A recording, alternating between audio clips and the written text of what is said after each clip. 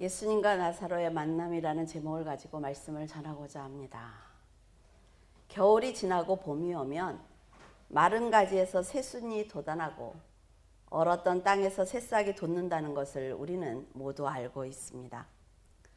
내년에도 새싹이 돋을 것을 우리가 알고 있는 것은 아마도 자연의 섭리는 우리의 믿음을 한 번도 저버린 적이 없기 때문일 것입니다.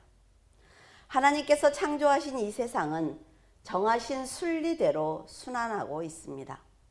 언제나 변함없는 하나님의 법칙이 우리로 하여금 믿음을 준 것입니다. 자연처럼 사람이 하나님께 신뢰를 받는다는 것은 아주 매우 중요한 일입니다. 부모와 자녀, 목사와 성도, 이웃과 이웃에게 신뢰를 받는다는 것은 그들에게 변함없는 모습을 보여주었다는 증거이기 때문입니다. 이렇게 신뢰를 받기 위해서는 늘 한결같은 삶을 살아야 하는 것입니다. 자기 생각대로 가볍게 행동하고 하나님의 법을 지키지 않아도 죄의식이 없는 사람은 결국 신뢰를 받을 수가 없습니다. 그러나 하나님께서 세상을 창조하신 때부터 지금까지 변함없이 약속을 지키자 도리어 사람들은 하나님을 두려워하지 않고 자기 마음대로 살아가고 있습니다. 인간관계에서도 감정의 변화가 심한 사람, 그러니까 변덕스러운 사람을 상대할 때는 긴장하고 아주 조심을 합니다. 하지만 늘 변함없이 사람을 대하는 사람에게는 처음에는 감사한 마음으로 잘 대하다가 시간이 지날수록 함부로 대하는 것을 볼 수가 있어요. 이런 사람은 아주 어리석은 사람입니다. 그래서 그에게는 미래가 없습니다. 이처럼 하나님께서 사람들을 늘 동일한 인격으로 대하시자 사람들은 감사를 잊고 하나님을 경외하지 않았습니다. 두려운 하나님이 아니라 하늘에 갇혀 계신 하나님으로 대하기 시작을 한 거예요. 그러나 하나님은 하늘에 갇혀 계신 분이 아닙니다. 지금 여러분이 생각하고 말하고 행동하는 모든 것을 함께 들으시고 느끼시며 돕고 계시는 분입니다. 만약 자신이 원할 때만 돕는 분으로 하나님을 섬긴다면 세상 사람들이 믿고 있는 우상과 전혀 다를 바 없다 말이죠. 눈에 보이지 않는 그 하나님을 사람들이 보기를 원하자 보이는 하나님으로 만드는 노력을 교회와 목회자들이 하고 있습니다. 긍정적인 사고를 갖고 살면 좋은 일이 생길 것이다 라고 말씀을 전하고 있어요. 목표를 갖고 열심히 달리면 하나님께서 네가 정한 그 목표를, 꿈과 비전을 반드시 이루어 주실 거야 라고 가르치고 있단 말이죠. 꿈과 비전을 가져야 된다 라고 가르치니까 이제는 성도들이 원대한 꿈을 갖고 세상에서 자신의 가치를 높이기 위해서 하나님께 매달리고 있습니다. 여러분, 제가 드리는 말씀을 오해하지 않기를 바랍니다. 사람은 긍정적인 사고를 갖고 살아야 하나님의 인도하심을 더 밝은 쪽에서 보며 성장할 수가 있습니다. 꿈과 비전을 갖고 계획을 세우고 기도하면 하나님의 마음을 더 깊이 깨달을 수 있는 것도 사실이라 말이죠. 하지만 사람의 소원이 예수 그리스도가 없이 자신만을 위한 것이라면 아무리 열심히 살아도 그 꿈에는 문제가 있는 것입니다. 성도들의 마지막은 이 세상이 아니라 재림하시는 예수 그리스도를 만나는 것이 목적이기 때문에 그래요. 그래서 성도들은 하나님의 말씀으로 세상을 올바로 보는 긍정적인 사고를 가져야 하며 하나님의 나라를 위한 꿈과 비전을 가져야 하는 것입니다. 요셉이 꿈을 꾸었고 꿈대로 이루어졌으니까 꿈을 가져라 라고 가르친다면 그 꿈을 이루기 위해서 요셉이 먼저 죽는 자리에 앉았고 그가 감옥에서 당한 고통을 먼저 감수해야 된다라고 가르쳐야만 합니다. 자, 요셉이 감옥에서 몇 년을 있었을까요? 요셉은 감옥에서 12년을 있었습니다. 그러니까 30살에 총리가 됐잖아요. 그러면 12년을 있었으면 몇 살에 보디발의 아내의 유혹을 물리쳤을까요? 18살에 그 어린 나이에 하나님의 말씀대로 살기 위해서 보디발의 아내의 유혹을 물리친 것입니다. 그래서 그가 감옥에서 12년 동안 있었을 때 그는 얼마나 고통스러웠겠습니까? 우리가 아는 요셉은 총리였단 말이죠. 그러니까 하나님을 잘 믿으니까 하나님이 총리로 세웠어 라고 우리는 말을 하지만 12년이라는 시간 동안 그는 믿음을 지켰습니다. 감옥에서 간원장들이 꿈을 꿨을 때 뭐라 그래요? 나를 잊지 마소서. 근데 그 사람이 22년 동안 잊었단 말이에요. 그리고 30살이 되었을 때 바로 왕 앞에 나갔어요. 그리고 총리가 되었습니다. 왜일까요? 왜 잊었을까요? 자, 하나님께서 제사장을 세울 때 30살에서부터 50살까지 일해라 이랬어요. 그러면 하나님의 나라에서 일할 수 있는 자격 조건 몇 살이에요? 30살이에요. 하나님께서 28살 때 그 관원장들을 만나니까 2년 동안 기다리셨다가 30살에 바로 앞에 내놓으신 것입니다. 예수님도 30살에 공생애를 시작했잖아요. 하나님은요, 자, 내가 이 아이를 총리를 만들어서 이스라엘 백성들을 여기서 한 민족으로 만들 거야 라는 게 하나님의 계획이에요. 그런데 하나님께서는 그가 30살이 될 때까지 기다리시는 것입니다. 그러면 요셉이 30살까지 어때요? 믿음으로 살아줘야지요. 지난주에 선한도구 말씀드렸죠. 하나님한테 내가 총리가 될 수 있는 뭔가를 드려야 된단 말이에요. 믿음으로 살아내니까 30살에 총리가 되는 것입니다. 사람이 아무리 긍정적인 사고를 갖고 있다고 해도 그것이 믿음을 위한 것이 아니라면 그저 성품이 좋은 사람으로 인정을 받는 거예요. 하나님과 아무런 상관이 없다는 것을 알아야만 합니다. 세상에서 내 가치를 높이기 위해서 하나님을 이용하는 꿈과 비전은 모두 다 쓰레기와 같습니다. 내 꿈과 비전을 위해서 하나님을 이용하는 것이 아니라 하나님을 위해서 꿈과 비전을 가지고 일할 때 하나님께서는 그의 믿음을 축복하시는 것입니다.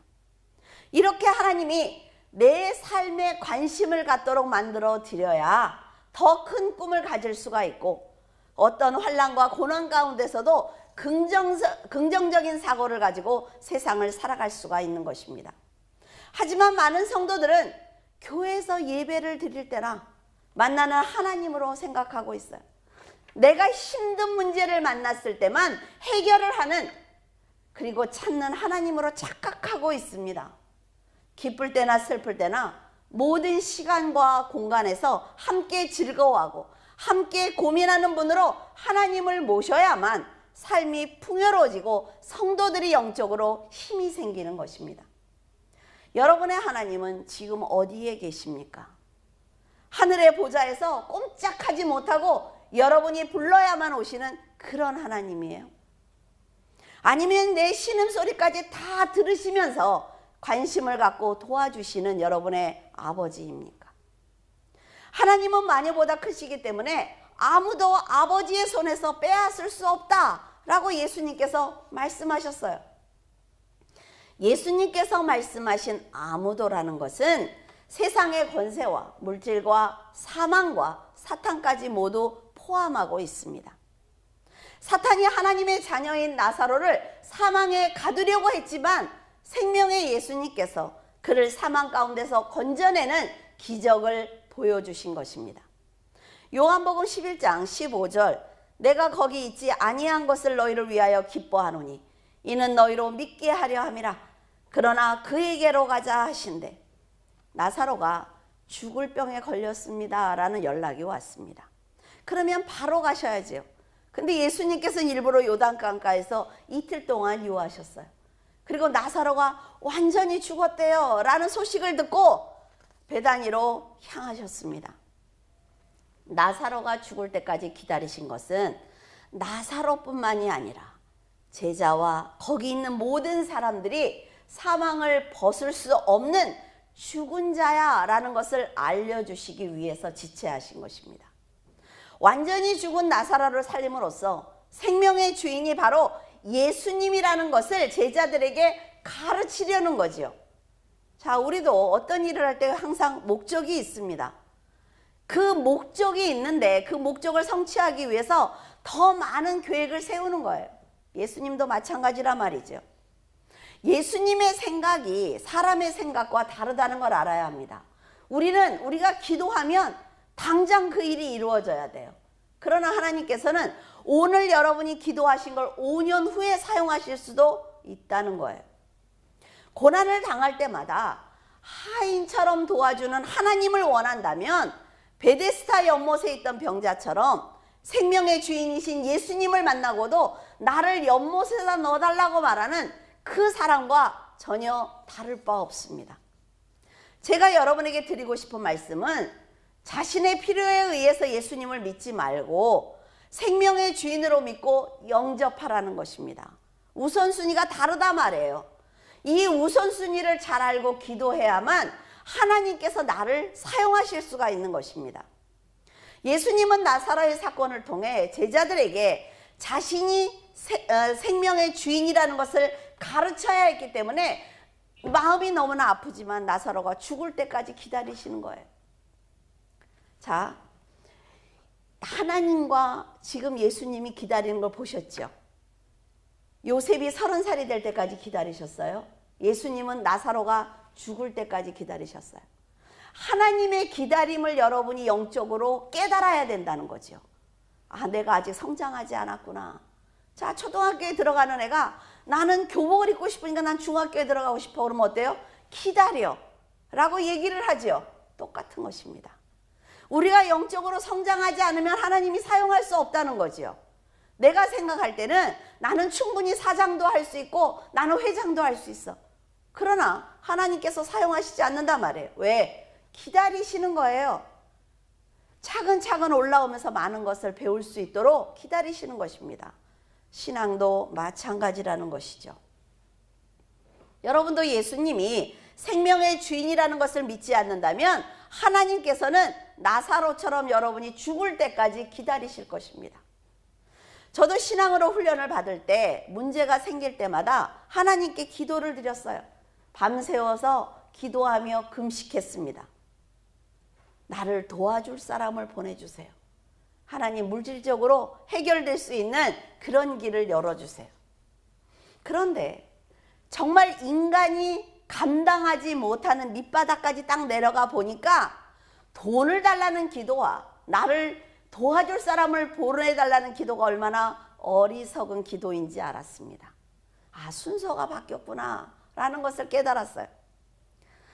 아직도 모든 문제의 중심에 내가 서서 하나님께 명령하는 거지요. 그저 내 문제만 당신은 해결하라고. 다른 건 아무것도 필요 없습니다. 내가 지금 당하고 있는 이 문제만 당신이 해결하는 것이 당신의 사명입니다 라는 거예요. 그런 제 자신을 발견했을 때 정말 얼마나 잘못된 신앙을 내가 가지고 있는지 깨닫게 된 거예요. 인간의 의나 자존심을 버리지 않고 무조건 하나님께 내 명령대로 움직이라고 억지를 부리고 있는 것입니다. 물론 문제의 해결을 위해서 도와달라고 기도해야 합니다.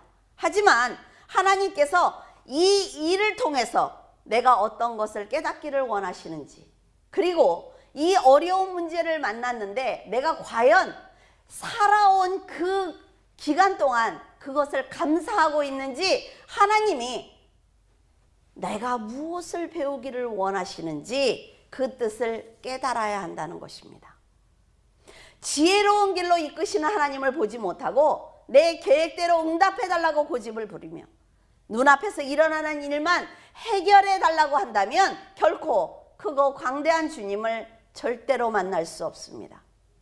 자기의 계획대로 되지 않으면 불평하느라 나보다 앞서서 가고 계시는 그 주님을 놓치는 사람들을 보면 너무나 안타깝다 말이죠. 여러분,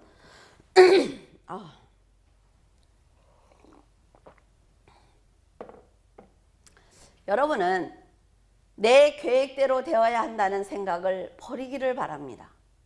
하나님이 인도하시는 길로 순종하는 삶을 살아간다면 놀라운 응답을 받을 수가 있어요. 우리 자녀보다 부모가 훨씬 더 멀리 내다봅니다. 근데 자녀가 내 생각이 오라, 내 맘대로 해줘 라고 하면 부모가 해주지 않을 때가 있어요. 근데 자녀가 그래, 나보다는 엄마 아빠가 훨씬 멀리 보고 더 깊이 생각을 하지, 내 10년 후를 아마 생각하실 거야 라고 순종하면 훨씬 더 많은 것을 받을 수가 있단 말이죠. 이게 하나님이에요. 하나님께서 언제나 내 인생을 옳은 길로 인도하신다는 걸 믿고 고난을 만날지라도 낙심하거나 배신하거나 욕심을 부리지 않으면 하나님께서 그 자녀의 믿음이 아까워서 평안한 자리로 옮겨주시는 것입니다. 이런 마음으로 하나님과 함께 고난의 중심에 서 보면 문제보다는 예수 그리스도가 훨씬 더 크게 보입니다. 그러니까 의심도 사라지고 불안함도 사라지고 내 미래에 대해서 염려하지 않습니다. 하나님께 내 모든 것을 맡겨드린단 말이에요. 그리고 지혜롭고 자유롭게 살아갈 수가 있습니다. 요한복음 11장 25절에서 26절, 예수께서 이르시되 나는 부활이요 생명이니 나를 믿는 자는 죽어도 살겠고 무릇 살아서 나를 믿는 자는 영원히 죽지 아니하리니 이것을 내가 믿느냐. 성경의 노른자지요. 이건 꼭 외워놓으셔야 돼요. 예수님은 분명히 네 오라버니가 살 거야 라고 말씀하셨어요. 그런데도 마르다는 뭐라고 대답을 하냐면 네, 지금이 아니라 훗날 부활할 것을 믿습니다 라는 자기 신앙을 버리지 않습니다. 그러니까 예수님의 말씀을 정확하게 배우지 못한 것입니다. 깨닫지 못한 거예요. 세상과 인간의 한계에 갇혀 부활이요 생명이신 주님을 앞에 두고도 그분의 말씀을 믿지 못하는 것이 바로 인간이라 말이죠. 하나님께서 성경을 주시고 올바로 깨달아, 나는 이런 사람이야 라고 말씀하시면 그대로 믿어야 되는데, 자, 내가 배운 지식이 있어요. 내 이성이 있죠. 그러니까 그 안에다 믹스하는 거예요. 그래서 온전히 믿지 않는 것입니다. 이것이 문제라 말이죠. 예수님께서 지금 살리겠다고 하셨어요. 그렇죠? 그런데도 나사로가 마지막 날 부활할 것입니다 라고 이해해버리니까 마르다의 그 생각을 깨는 것이 얼마나 어려운지 몰라요. 여러분에게 혹시 이런 경험이 있는지 모르겠습니다. 자, 내가 책을 읽을 때 그 물건이 세모다 라고 기록되어 있어요. 근데 내가 지금까지 본 그 물건은 네모였단 말이죠. 그러니까 세모라고 보면서도 네모라고 읽는 거예요. 이게 사람의 생각이란 말이죠. 세상의 상식과 지식에 매여서 진리를 들으면 그 말씀이 아무리 옳아도 내 생각은 바뀌지 않습니다. 결국 진리가 내 마음에서 겉도는 거예요. 나를 설득해봐 이러는 거죠. 그 진리의 말씀으로 나를 설득해봐. 왜? 나는 지금까지 이렇게 살아왔어. 그런데 지금 이 말을 하니까 나하고 이게 하나가 되지 않아. 그러니까 나를 설득해봐 라고 얘기한단 말이에요. 근데 하나님은 어떻게 해요? 버려. 영접하지 않아? 버려. 이게 하나님의 방법이에요, 여러분. 근데 우리가 너무 소중해. 내가 너무 귀해. 그러니까 하나님이 나를 중심으로 세상을 돌리실 거야 라는 생각을 합니다. 천만에요. 그렇지 않습니다. 하나님이 말씀을 하시면 내 것을 빨리빨리 버리고 쫓아가야 된단 말이죠. 마르다와 마리아는 지금까지 예수님의 말씀을 많이 들었습니다. 그리고 기적을 보았어요. 하지만 자신들이 정해놓은 그 한계를 뛰어넘지 못하는 것입니다. 더구나 예수님이 늦게 오셔서 불만이 가득하다 말이죠. 그러니까 예수님이 주시는 말씀을 거부하는 거예요. 내가 기분 나쁘다는 거죠. 과부의 아들과 회당장의 딸이 살아나는 기적을 보고 아주 기뻐했어요. 나는 주님만을 의지할 거야 하면서 쫓아다녔단 말이에요, 지금까지. 그런데 그 상황이 내 오빠의 일이 되니까 어때요? 말을 듣지 않는 것입니다. 내 일이 되면 원망이 생겨요. 그리고 찬양이 불평과 불만으로 바뀌는 것입니다. 인간이 하나님을 믿어드리는 그릇의 크기가 얼마나인지 아시겠어요? 하나님이 내 그릇을 깨는 게 아니에요. 내가 깨는 거죠. 점점 깨는 겁니다. 점점. 어떤 문제든지 남들이 겪으면 관대하게 생각을 합니다. 그리고 어때요? 믿음으로 기도해 주기도 하고 권면해 주기도 하고 내 걸 희생해서 도와주기도 해요. 그러나 그것이 나의 문제가 되면 보는 시각부터 달라지는 것입니다. 왜? 하나님이 괘씸하거든요. 아니 어떻게 나한테 이러실 수가 있어? 남의 일일 때는 하나님을 의지하라고 권면했던 그 말이 내가 듣게 되면 기분이 나쁘다 말이에요. 감히 나한테 그런 말을 해? 이런 생각을 해요. 하나님을 원망하는 사람을 보면서 왜 믿어드리지 않느냐고 책망했던 그 말을 내가 들을 때는 판단을 받는 것 같단 말이에요. 그래서 기분이 나빠요. 그러니까 강팍해지는 것입니다. 이것이 바로 죄가 가득한 악한 인간의 본질입니다. 우리가 지금 목사니까 목사님은 안 그럴 거야. 목사님은 다 이해할 거야. 아니요. 이해하려고 노력하는 거예요. 포용하려고 애쓰는 거지요. 사람의 본질은 그대로 있단 말이에요. 예수님이 나사로를 어디에 두었느냐고 묻는 말씀에 유대인들은 여기 있습니다 라고 대답하면 얼마나 좋아요. 그런데 뭐라 그래요? 좀 더 빨리 와서 살리지 그랬느냐. 너는 맹인도 살리잖아 하면서 계속 원망하는 것입니다. 그들이 예수님을 메시아라고 정말 믿었다면 나사로가 죽은 이 상황에서도 지금이라도 오셨으니까 됐어요. 살리실 것을 믿습니다 라고 해야 되는 것 아닙니까? 근데 자기들의 생각에 죽은 자를 어떻게 살려? 아니 이렇게 크게 된 문제를 어떻게 하나님이 해결해? 라고 하니까 포기하는 것입니다. 불신앙을 여과 없이 쏟아내고 있어요. 이런 믿음은 예수 그리스도의 도움을 절대로 받을 수 없습니다. 혹시 여러분은 유대인과 마리아와 마르다의 행동을 보면서 이들이 진심으로 예수님을 믿고 있다고 생각을 하십니까? 지금 세상 사람들이 교회를 욕해도 같이 하면 안 된단 말이에요. 왜? 이 시기를 견디게 하시는 이유가 분명히 있습니다. 지금까지 기독교인들이 바로 살지 못한 거 사실이란 말이죠. 그러면 회개하고 하나님을 바라보면서 도움을 청하면 되는 거예요. 분내고 같이 싸우고 같이 욕하고 제발 절대로 교회를 함께 욕하시지 않기를 바랍니다. 그들은 자기 생각 안에 가두어 놓은 하나님을 믿고 있는 것입니다. 내가 할 수 없는 일은 하나님도 절대로 할 수 없고 내가 이겨낼 수 없는 고난은 하나님도 해결할 수 없기 때문에 맡겨드리지 않는 것입니다. 밤을 새워서 고민하는 거지요. 여러분이 믿고 있는 하나님은 어떤 분입니까? 정말 이 우주를 말씀 한마디로 창조하고 흙으로 사람을 지으시고 코에 생기를 불어넣어 주신 분이라고 생각을 하세요? 저는 어떤 분이 굉장히 세상을 정확하게 바라보는 분이 있어요. 그래서 그분의 말씀을 많이 듣습니다. 뭐 경제학자인가? 그래요. 그런데 그분이 하는 얘기가 있어요. 나는 하나님이 흙으로 만들었다고 믿는 사람들을 제일 바보라고 생각한다. 그게 말이 되느냐? 라고 얘기를 해요. 세상을 아무리 정확하게 판단을 해도 하나님을 바라보는 시각은 다르다 말이죠. 그런데 우리는 하나님이 창조주라는 걸 믿습니다.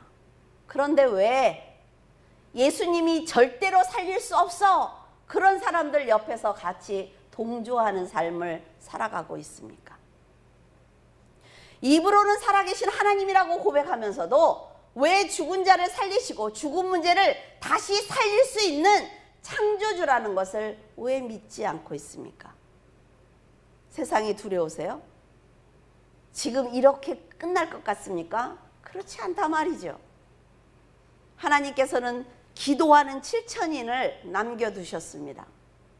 여러분들은 그 중에 한 사람 아닙니까? 내 생각과 의와 자존심을 죽이지 않고 왜 하나님께 다가가지 않고 있습니까? 인간의 의가 죽어야만 하나님께서 다시 살려주신다라는 걸 알고 있으면서 왜 헛된 세상에서 살아가기 위해서 발버둥 치고 있어요? 죽어야만 영원히 살 수 있는 나라가 바로 그리스도의 나라인 것입니다.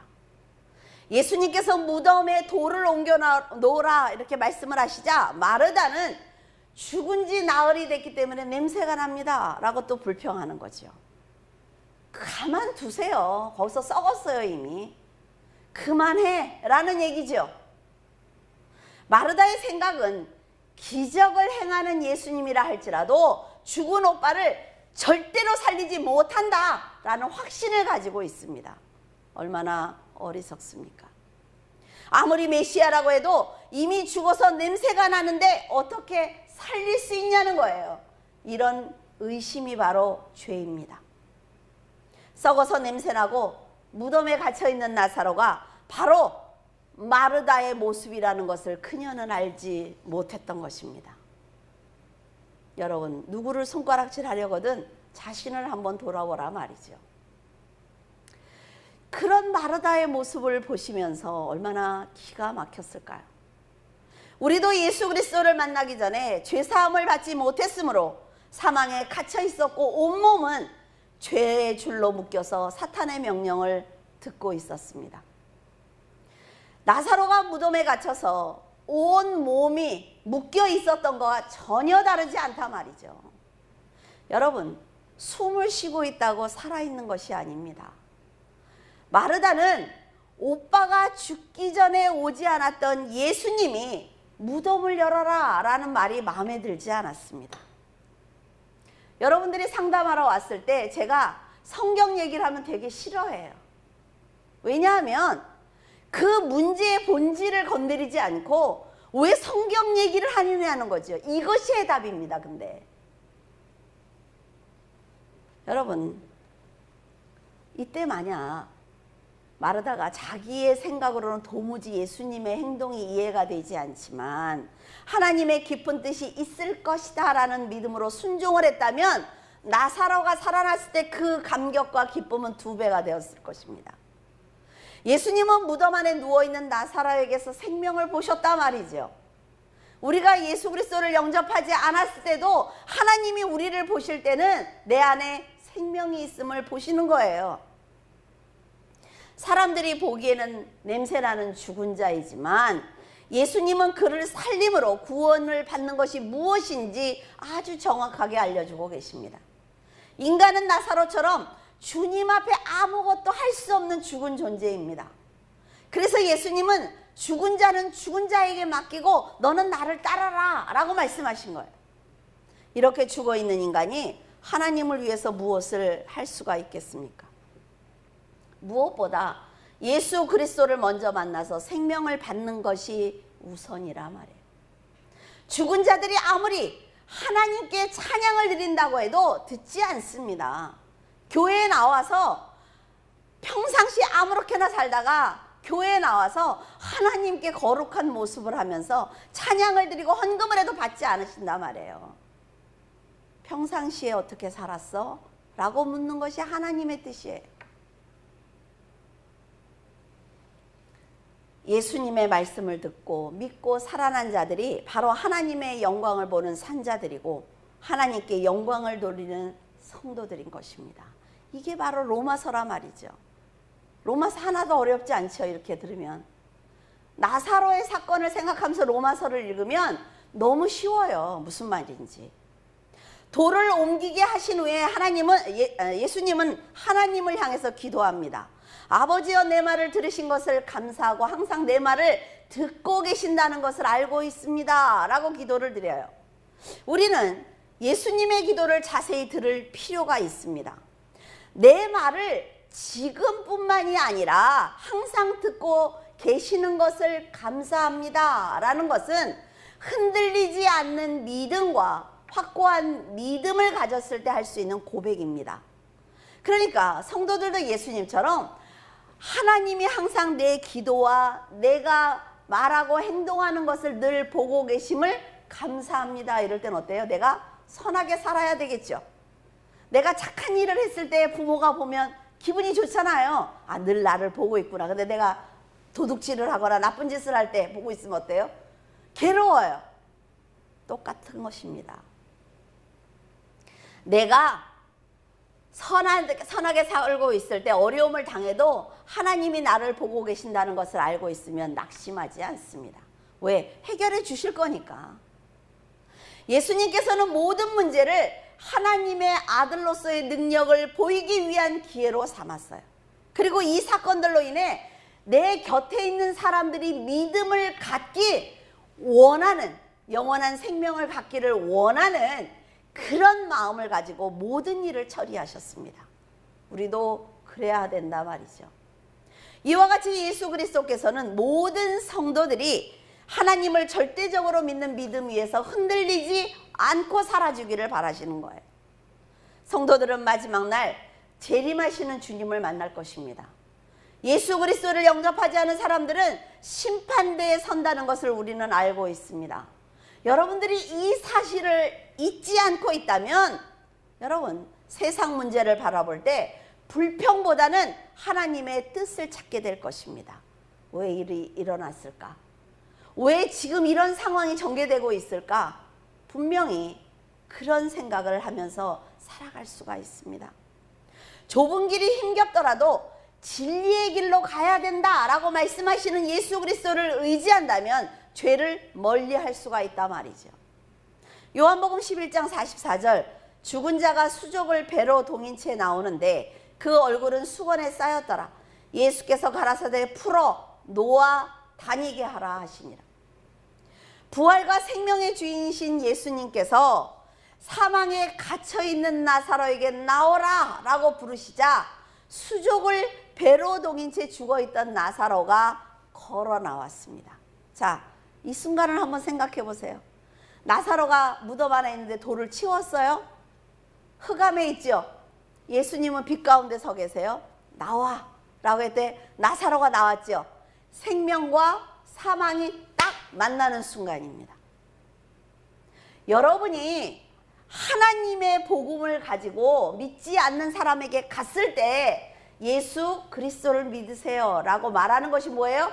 사망과 생명이 만나는 순간이라 말이죠.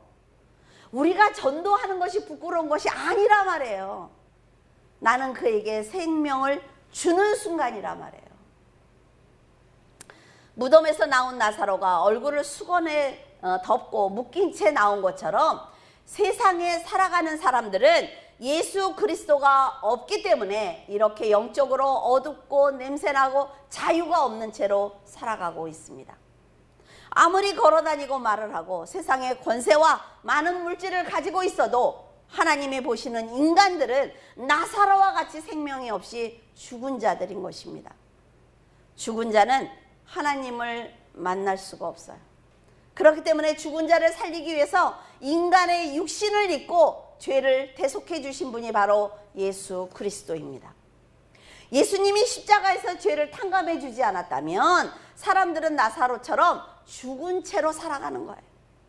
죽어서 냄새나는 인간들이 그 몸에 보석을 달고 그리고 화려한 옷을 입고 하나님께 나와서 찬양하고 기도하고 헌금을 드린다고 해도 죽은 자가 드리는 것은 받지 않는단 말이죠. 왜? 산자의 하나님이기 때문에 그렇습니다.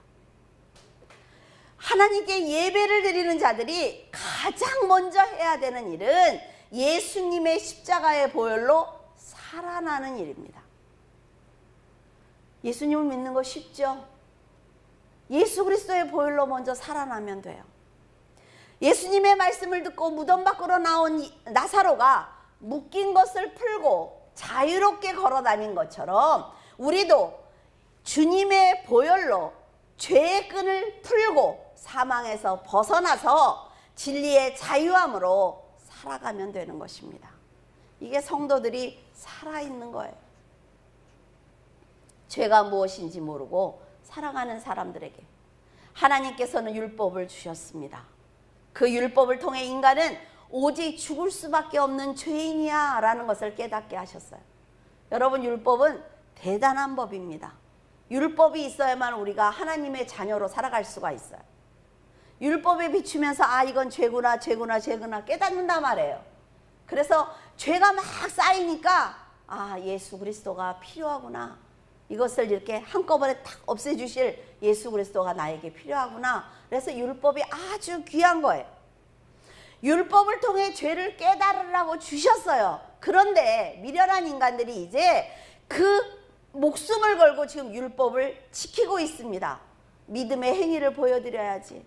내가 구제하는 걸 보여드려야지. 기본이라 말이에요. 그건 기본이라 말이죠. 도덕적으로 살아가는 건 인간에게 기본인 것입니다.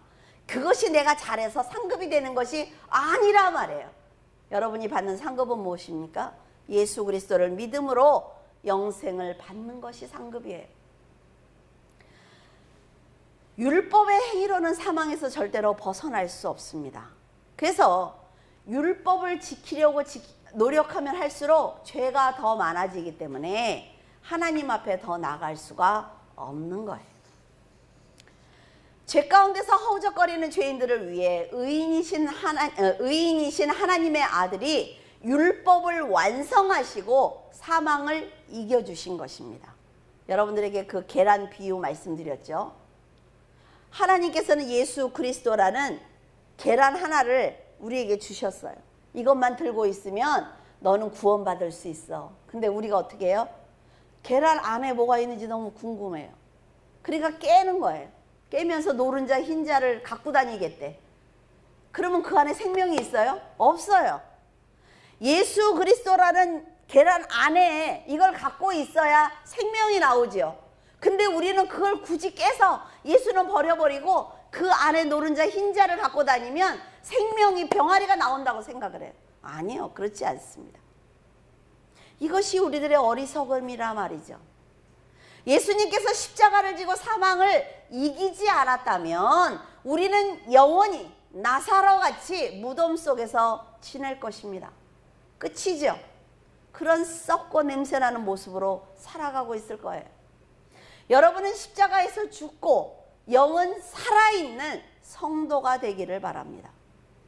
나는 죽은 자이기 때문에 예수 그리스도께서 나를 살려주시지 않으면 나는 무덤 밖으로 나갈 수가 없어 라는 믿음을 가져야만 여러분 하나님을 아바 아버지라 부르면서도 겸손할 수가 있는 것입니다. 하나님의 나라는 인간의 의가 다 죽어야만 갈 수 있는 나라입니다. 사망의 굴레를 벗어나지 못한 나사로가 생명의 예수님을 만났을 때 그는 자유함을 얻었습니다. 인간의 정성과 공을 들여서 갈 수 있는 나라가 아니라 말이죠. 전적으로 하나님의 은혜로만 갈 수 있는 나라가 바로 천국입니다. 성도 여러분, 여러분은 주님의 십자가에서 죄의 몸이 죽기를 바랍니다. 모든 인간의 의와 욕심과 정욕을 버리고 거듭난다면 영원히 죽지 않는 자로 살아갈 수가 있습니다. 하나님 앞에서 예수 그리스도로 인해 산자로 살아간다면 흑암은 물러갈 것입니다. 성령의 빛 가운데 영적인 삶으로 충만해질 수 있을 것입니다. 세상을 살아가면서 우선순위가 무엇인지 꼭 기억하시기를 바랍니다. 그리고 인간의 정욕을 버리기 위해서 노력하시기를 바라요. 항상 감사로 하나님을 찬양하고 하루하루를 회개하며 여러분의 마음을 드릴 때 세상 위에서 역사하시는 하나님의 역사를 경험하게 될 것입니다.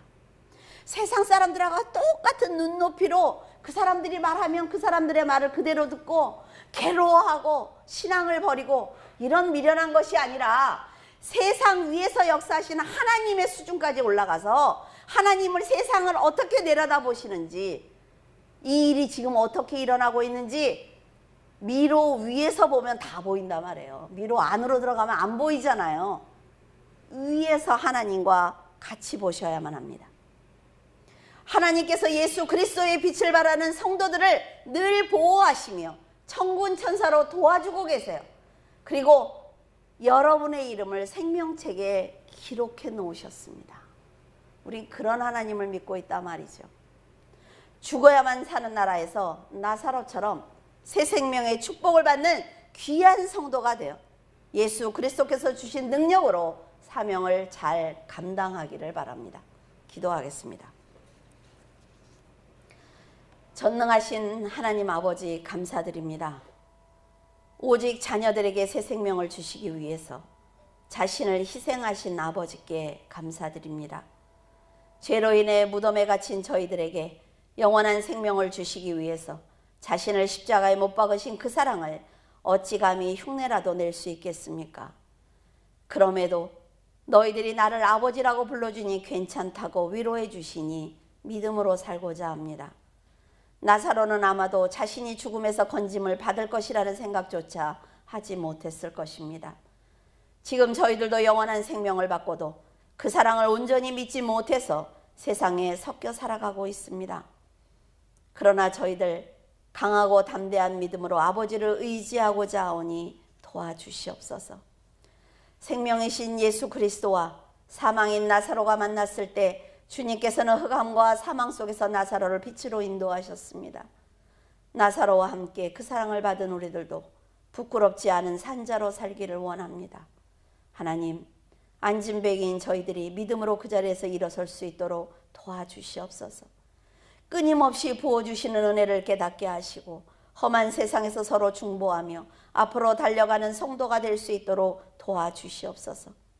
한자리에 모일 수 없지만 세상으로 인해 낙심하지 않게 하시고 늘 하나님을 기억하며 경배하고 찬양하며 감사하는 삶을 살아드리는 강하고 담대한 성도가 되게 하여 주시옵소서. 늘 하나님 안에서 축복받는 성도들이 되기를 예수 그리스도 이름으로 기도드립니다. 아멘.